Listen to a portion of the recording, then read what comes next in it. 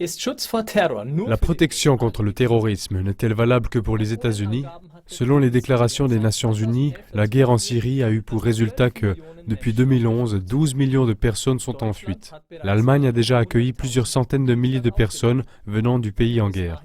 En revanche, les États-Unis ont accueilli jusqu'à présent 1900 Syriens. Certes, pour 2016, le gouvernement d'Obama a annoncé l'accueil de 10 000 Syriens, mais l'opposition républicaine aimerait empêcher cela.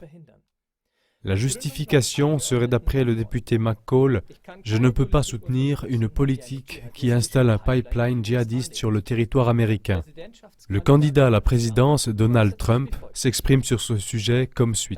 « C'est peut-être le plus grand cheval de Troie de tous les temps, c'est-à-dire une gigantesque tromperie.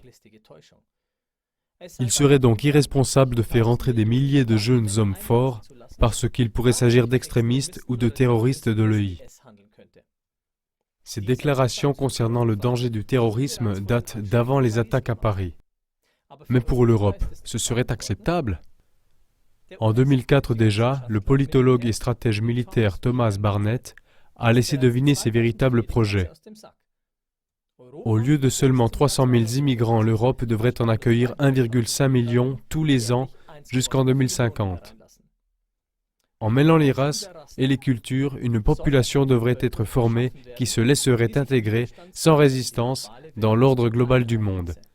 Mais il est encore temps de mettre ces mauvais plans et leurs planificateurs à la lumière devant tout le monde, et en faisant cela, de les discréditer et les rendre inefficaces. C'est pourquoi aidez-nous en faisant circuler des émissions comme celle-ci. Au revoir.